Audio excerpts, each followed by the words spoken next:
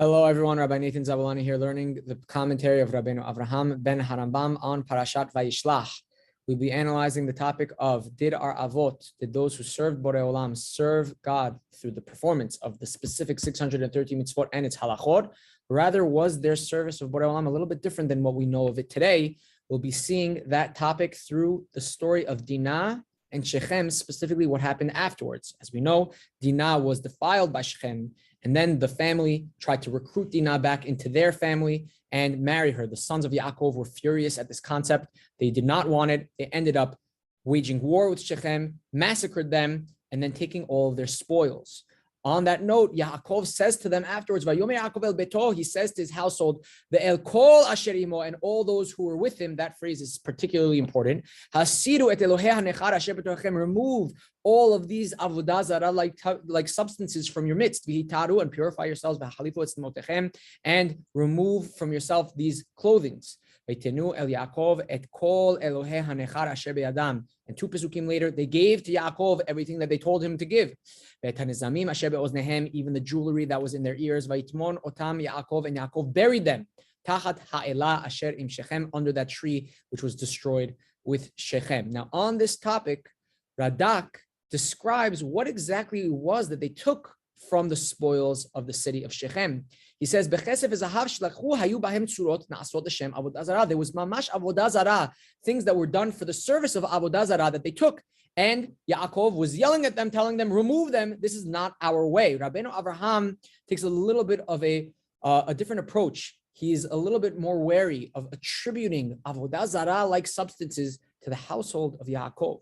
And therefore, he uses two explanations to distance that avodah zarah from Yaakov and his family. First of all, he says, El hanilvim alav, lo el nashav ubanav. That pasuk that we read, which said, all the people that were imo, who are those people? Not his wives, not his children. They did not partake in taking of those avodah zarah substances, but rather they were the people, the avadim, the shefachot. We know that Abraham had many of them. Yaakov similarly also had them. The people that were with Yaakov was warning them, keep the avodah zarah distance away from you. But not only that, Rabbeinu Avraham distances it even further from the actions in the family of Yaakov by saying that these substances that they took weren't even really avodah zarah, but rather משתמשים בהן כדי להתמסר לאלוהות על ידי לבישתן כמו שעושים הנוצרים בימינו. Rather, they were clothing that they did not serve. It was gold and jewelry and silver that they did not serve, but rather that they wore as part of the clan, as part of the cult of that avodah zarah.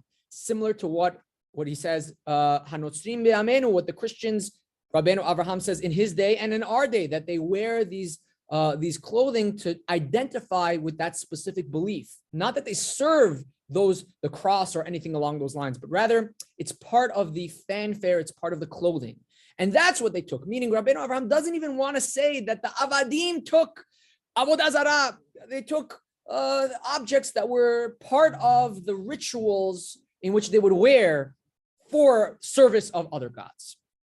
And from here, Rabbenu Avraham goes into detail, explaining how our Avot fundamentally kept the core ideas, the root concepts of the Torah, and they were very diligent in doing so. And that's what he describes in our Parasha.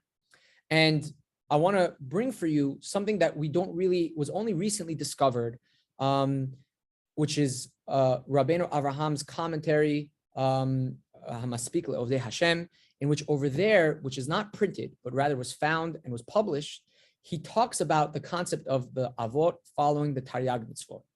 So let's look at the Mishnah, really, the last Mishnah, Masechet Kiddushin, which brings up this topic and says, Matzinu she'asa Avraham Avinu et kol haTorah kula ad shelo nitna, that Avraham Avinu performed the entire Torah even before it was given, as we see in Parashat Toledot, in which Yaakov is Yitzhak is told, Ekev asher shama Avraham bekoli vayishmor mishmarti mitzvotai chukotai v'torotai, that Avraham fulfilled the mishmarot and the mitzvot and the chukot and the torot. So what are we dealing with over here? What did Avraham do? Many explain this to be literally that Avraham fulfilled the 613 mitzvot.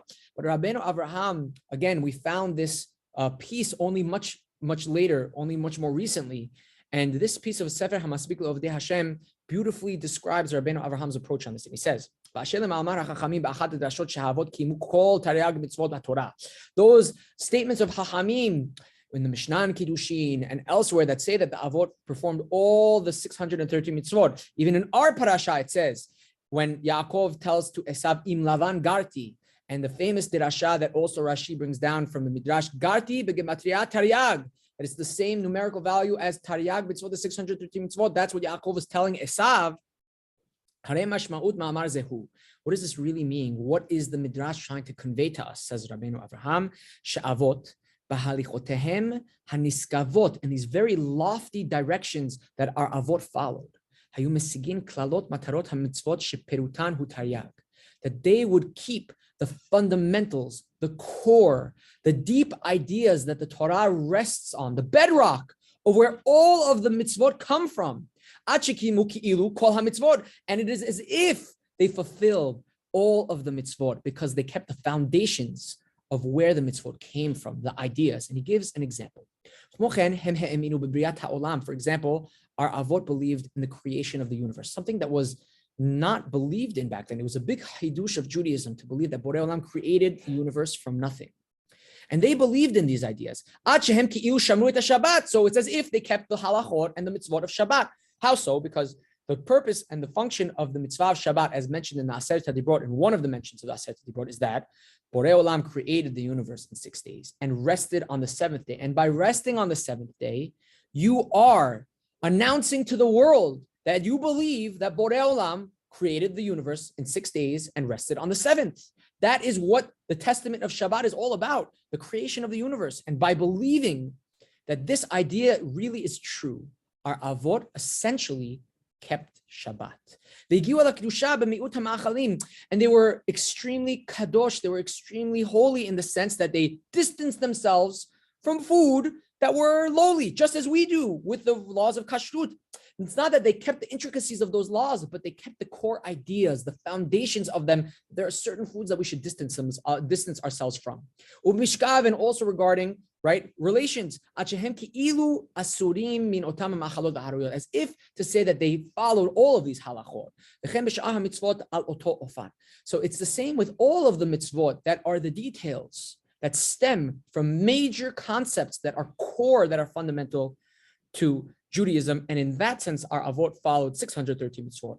In that sense, our avot followed the entire Torah, in the sense that they followed all of the main principles of the Torah. This idea that Rabbeinu Avraham mentions is also expressed by his father, Harambam, in one of these letters that he sends to Rav Hasdai. It is also mentioned in his commentary, the Perusha Mishnayot. Very interesting to see how Harambam mentions it over there. I just want to end with one note that some people are a little bit uncomfortable with this idea that the Avot didn't follow 613, but rather followed the principles.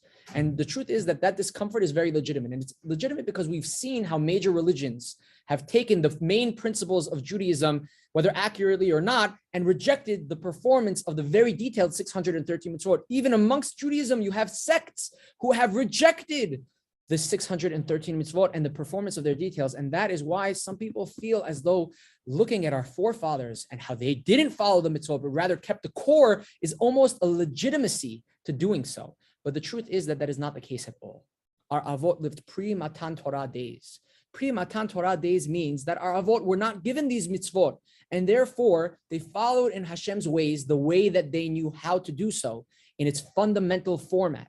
And us, who we live post-Matan Torah, if we were to want to go back to the way the Avot followed Hashem, that would not be appropriate, because Borei Olam specifically commanded us at Ma'amad Har Sinai through Moshe Rabbenu to follow in the ways of Hashem through these specific mitzvot and to keep those fundamentals in that very specific way. And thus our Avot, pre-Matan Torah, were not bound by the mitzvot that we follow, and it should not feel uncomfortable that they did so. It's their time that is not relevant to our days. Thank you very much for joining us. Please join us next week as we analyze Parashat Vayishlah. Have a great day, everyone.